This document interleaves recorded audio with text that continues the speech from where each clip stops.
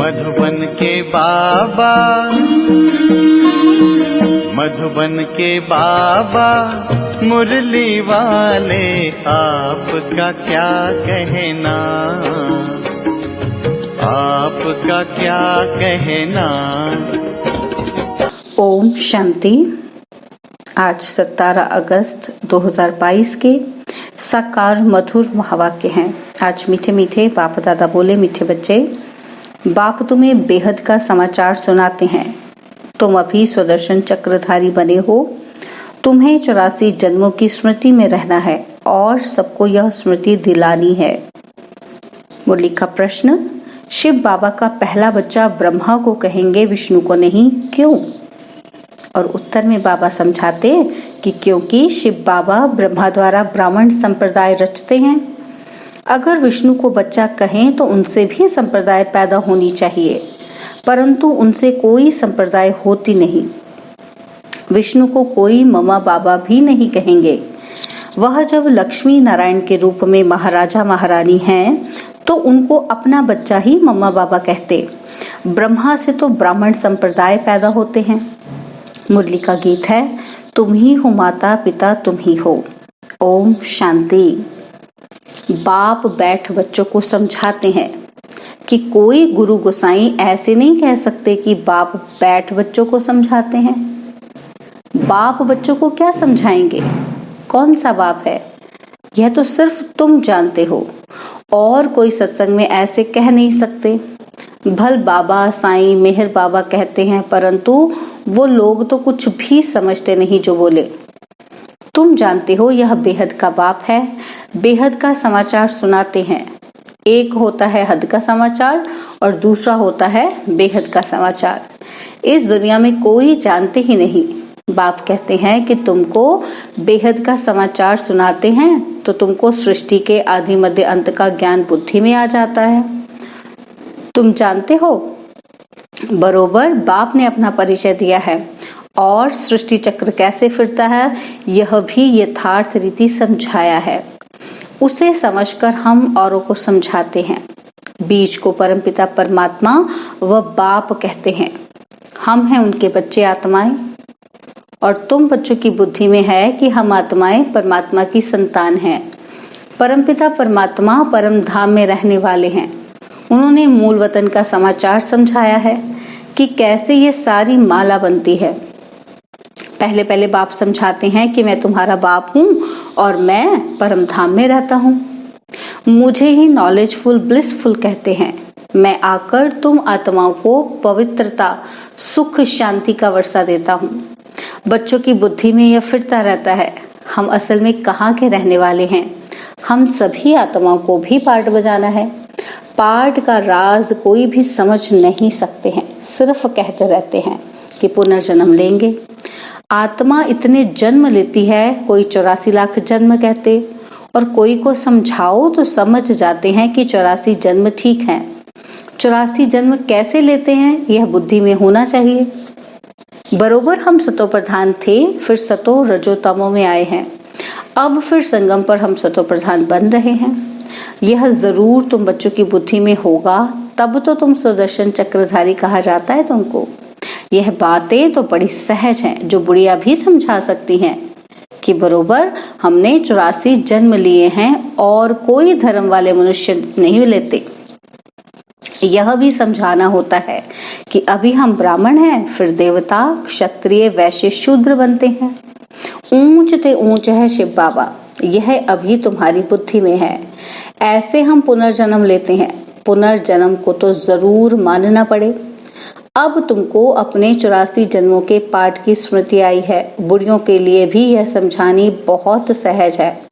तुमको कोई किताब आदि पढ़ने की दरकार नहीं रहती। बाप ने समझाया है कि तुम 84 जन्म कैसे लेते हो।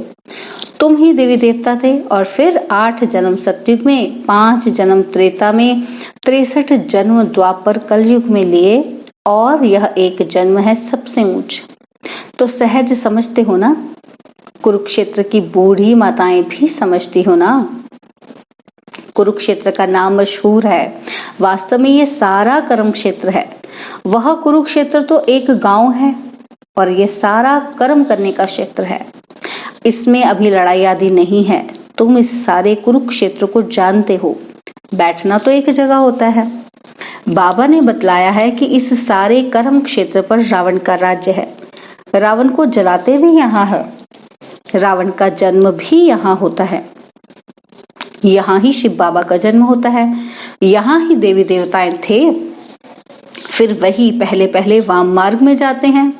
बाबा भी यहाँ भारत में ही आते हैं। भारत की बड़ी महिमा है। बाप भी भारत में ही बैठ समझाते हैं कि बच्चे, तुम 5000 वर्ष पहले आदि सनातन देवी देवता धर्म के थे, राज्य करते थे। उनमें पहले नंबर लक्ष्मी नारायण विश्व पर राज्य करते थे। उसको 5000 वर्ष हुए, उनको विश्व महाराजन विश्व महारानी कहा जाता था। वहां कोई दूसरा धर्म तो है ही नहीं, तो जो भी राजाएं होंगे वो विश्व के महाराजन ही कहलाएंगे। फिर यह फलाने गांव का, यह फलाने गांव का कहा जाता है। तुम जानते हो कि हम विश्व का राज्य लेते हैं। बाप ने समझाया है कि तुम यमुना के किनारे राज्य करते हो, तो बुद्धि में ये याद रखना है कि 4 युग और 4 वर्ण है। 5वां यह लीप युग है, जिसको कोई जानते नहीं। मुख्य है ब्राह्मण धर्म। ब्रह्मा मुख वंशावली ब्राह्मण। ब्रह्मा कब आया? जरूर जब बाप सृष्टि रचेंगे तो पहले ब्राह्मण चाहिए। यह है डायरेक्ट ब्रह्मा की मुख वंशावली। ब्रह्मा है शिव बाबा का पहला बच्चा। तो क्या विष्णु को भी बच्चा कहेंगे? नहीं। अगर बच्चा हो तो उनसे भी संप्रदाय पैदा हो, परंतु उनसे तो संप्रदाय पैदा होती ही नहीं, ना उनको मम्मा बाबा कहेंगे। वह तो महाराजा महारानी को अपना ही एक बच्चा होता है। यह कर्म भूमि है। परमपिता परमात्मा को भी आकर कर्म करना पड़ता है, नहीं तो आकर क्या करते जो इतनी महिमा होती। देखते हो कि शिव जयंती भी गाई हुई है। भल शिव पुराण लिखा है, परंतु उसमें कोई बात समझ में ही नहीं आती। मुख्य है ही गीता। तुम अच्छी रीति समझ गए हो कि कैसे शिव बाबा आते हैं। ब्रह्मा भी जरूर चाहिए।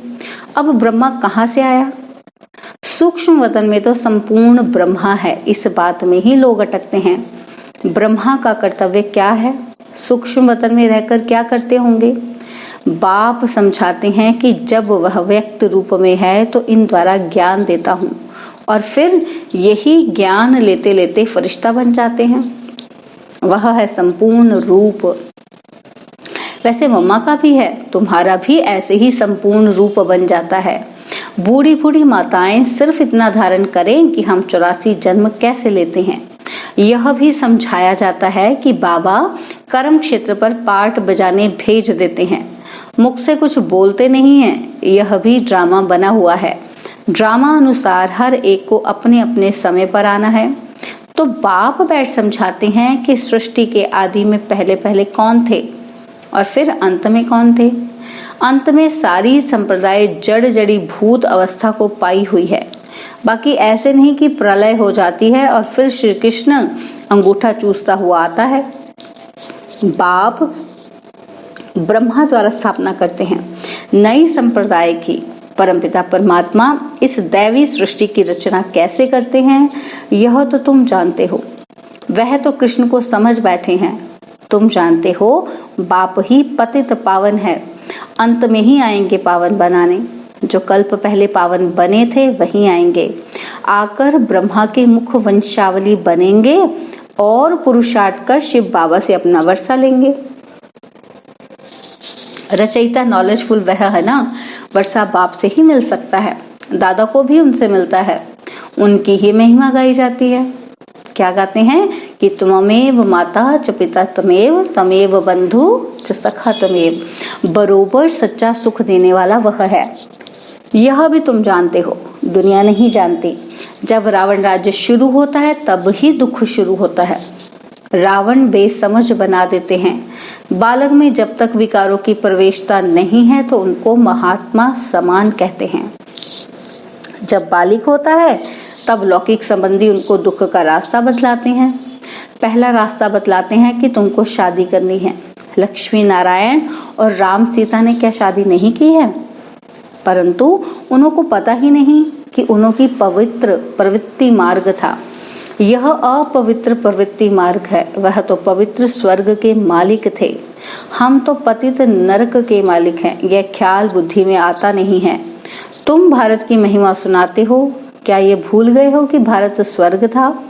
आदि सनातन देवी देवता धर्म था, पवित्र थे। तब तो अपवित्र उनके आगे जाकर माथा टेकते हैं। पतित पावन बाप ही पावन दुनिया की स्थापना करते हैं। बरोबर पावन भारत था, अभी तो मुख से कहते हैं कि हम पतित हैं। कोई लड़ाई आदि होगी तो यज्ञ रचेंगे कि शांति के लिए। मंत्र भी ऐसे जपते हैं, परंतु शांति का अर्थ समझते नहीं हैं। है भी बड़ा सहज। गॉडफादर कहते हैं तो बच्चे ठहरे ना, वह हम सबका बाप है तो ब्रदर्स ठहरे ना। तो हम ब्रदर्स हुए, बरोबर हम प्रजापिता ब्रह्मा के मुख वंशावली भाई बहन ठहरे। सत्युग में तो मुख वंशावली होती नहीं, सिर्फ संगम पर ही मुख वंशावली होने से भाई बहन कहलाते हो। बाप कहते हैं कि मैं कल्प कल्प कल्प के संगम युग पर साधारण वृद्ध तन में प्रवेश करता हूँ, जिसका नाम फिर ब्रह्मा रखता हूँ, और जो फिर ज्ञान को धारण करके अव्यक्त संपूर्ण ब्रह्मा बनते हैं। है वही, दूसरी बात नहीं है। ब्राह्मण फिर वही देवता बनते हैं, चक्र लगाकर अंत में आकर शूद्र बनते हैं, और फिर ब्रह्मा द्वारा ब्राह्मण रचते हैं। बुढ़ियों के ऊपर भी ब्राह्मणियों को मेहनत करनी है। हमने 84 जन्म पूरे किए हैं, यह तो समझ सकते हैं ना। बाबा कहते हैं मुझे याद करो, इस योग अग्नि से ही विकर्म विनाश होंगे। सभी आत्माओं को कहते हैं कि मामेकम याद करो, और शिव बाबा कहते हैं कि हे लक्की सितारो, हे सालिग्रामों, तुम आत्माओं की बुद्धि में ये ज्ञान डालते हैं। आत्मा सुनती है, परमात्मा बाप सुनाते हैं। ब्रह्मा मुख द्वारा, ब्रह्मा द्वारा स्थापना तो जरूर मनुष्य ही होगा और बूढ़ा भी होगा। ब्रह्मा को हमेशा बूढ़ा दिखाते हैं, कृष्ण को छोटा समझते हैं। ब्रह्मा को कभी छोटा बच्चा नहीं कहेंगे, उनका छोटा रूप बनाते ही नहीं है। जैसे लक्ष्मी नारायण का छोटा रूप नहीं दिखाते, वैसे ब्रह्मा का भी नहीं दिखाते हैं। बाप खुद कहते हैं कि मैं वृद्ध तन में आता हूँ, तो तुम बच्चों को भी यही मंत्र सुनाते रहना है। शिव बाबा कहते हैं मामेकम याद करो। शिव को ब्रह्मा को बाबा कहते हैं, शंकर को कभी बाबा नहीं कहते, वह तो शिव शंकर को मिला देते हैं। तो यह भी बुद्धि में बिठाना है। आत्माओं का बाप अपरमपिता परमात्मा आए हैं, तो ऐसी ऐसी सहज बातें बुढ़ियों को समझानी चाहिए। बाबा प्रश्न पूछते हैं कि आगे तुमको क्या बनाया था? तो इतना तो कहें कि सुदर्शन चक्रधारी बने थे। बाप को और चक्र को याद करने से तुम रूहानी विलायत में चले जाएंगे। वह फौरन तो दूर देश है ना, और हम आत्माएं सब दूर देश में रहने वाली हैं। हमारा घर देखो कहाँ है, सूर्य चांद से भी पार, जहाँ कोई गम नहीं है। अभी तुम आत्माओं को घर की याद आई है। हम वहाँ अशरीरी रहते थे, शरीर नहीं था। ये खुशी होनी चाहिए। अभी हम अपने घर जाते हैं। बाप का घर सो अपना घर। बाबा ने कहा है कि मुझे याद करो और अपने मुक्ति धाम को याद करो। साइंस घमंडी तो परमात्मा को बिल्कुल ही नहीं जानते हैं। बाप को तरस पड़ता है कि उन्हों के कानों में भी कुछ पड़ता रहे, तो शिव बाबा को याद करें। देह अभिमान टूट जाए, नर से नारायण बनने की यह सत्य कथा है। सच्चे बाप को याद करो तो सच्चे खंड के मालिक बन जाएंगे। सच्चा बाबा ही स्वर्ग स्थापन करते हैं। कहते हैं और संग बुद्धि योग तोड़ो। सरकारी नौकरी 8 घंटा करते हो, उनसे भी यह बहुत ऊंची कमाई है। कहाँ भी जाओ बुद्धि से ये याद करते रहता है। तुम कर्म योगी हो, कितना सहज समझाते हैं। बुढ़ियों को देखकर मैं बहुत खुश होता हूँ, क्योंकि फिर भी हमारी हम जिन्स हैं। मैं मालिक बनूं, हम जिन्स ना बने तो यह भी ठीक नहीं। बाप है अविनाशी ज्ञान सर्जन, ज्ञान इंजेक्शन सतगुरु दिया, अज्ञान अंधेर विनाश। तुम्हारा अज्ञान दूर हो गया है, बुद्धि में ज्ञान आ गया है, सब कुछ जान गए हो। अच्छा, मीठे मीठे सिकिलदे बच्चों प्रति माता पिता बाप दादा का याद प्यार और गुड मॉर्निंग। रूहानी बाप की रूहानी बच्चों को नमस्ते। हम रूहानी बच्चों की रूहानी बाप दादाजी को दिलवाजान सिकवा प्रेम से नमस्ते। ओम शांति। प्यारे बाबा, मीठे बाबा, मेरे बाबा, शुक्रिया बाबा, शुक्रिया बाबा, शुक्रिया बाबा।